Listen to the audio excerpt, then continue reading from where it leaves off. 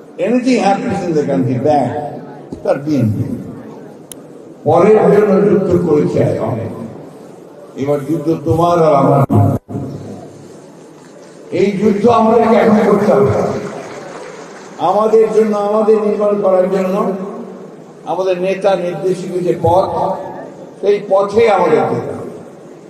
কোটি কোটি শিক্ষিত বেকার, এই জন্যই সবার আগে উনি যে কাজটা শুরু করেছেন যে এই কর্মসংস্থান কিভাবে তৈরি করা যায়, এবং তিনি যে চিন্তাগুলো করে নিয়ে আসছেন সামনের দিকে, এই যুবকদেরকে তিনি পরিপূর্ণভাবে যুবক শ্রেণীকে তিনি কাজে লাগাবেন, এটার জন্য আপনাদেরকে তৈরি দিতে হবে। আমাদের তো বয়স পার হয়ে গেছে, আমরা বড় জোর একটা দুটো যদি বেঁচে থাকি তাহলে একটা দুটো ক্লাস নিতে পারবো, কিন্তু তৈরি হতে হবে। 2026 ফেব্রুয়ারি মাসে নির্বাচন হয়ে নিয়েছিলেন, তার কাজটা তিনি করেছেন, তাই না? তার কাজটা তিনি করেছেন।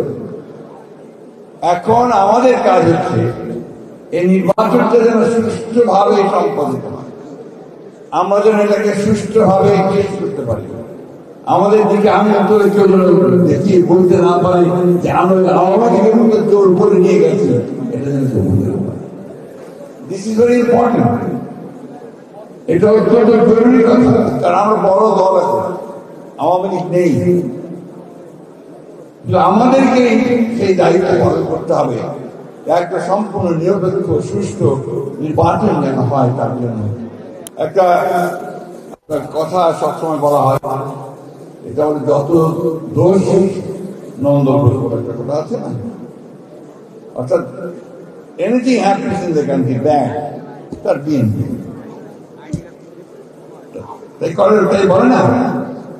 এই জায়গাটা তো হচ্ছে ইচ্ছাকে বিএনপিকে বেনায়ন করার জন্য, যেহেতু বিএনপি হচ্ছে সম্ভাব্য সামনের দিনের সারথি, যেহেতু বিএনপি সামনের দিনে রাষ্ট্র পরিচালনা করবে, সুতরাং তার বিরুদ্ধে এই সমস্ত মেলাইন করে তাকে যত খাটো করার চেষ্টা করা যায়। প্রিয় সহকর্মীবৃন্দ, আমরা একসাথে গৌরব লড়াই করেছি, একসাথে আমরা জেলে থেকে কারাগারে করেছি। আমাদের নেত্রী দেশনেত্রী বেগম খালেদা জিয়া ছিলেন, আমাদের নেতা এখনো তিনি নির্বাচন ব্যবস্থা দিয়ে আছেন।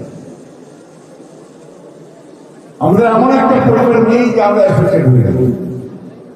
সুতরাং এই জিনিসগুলোকে মনে রেখে যে আসুন আমরা সবাই মিলে এই দুঃখ কষ্টগুলোকে কাটিয়ে আমরা একটা সুন্দর ভবিষ্যতের স্বপ্ন দেখি।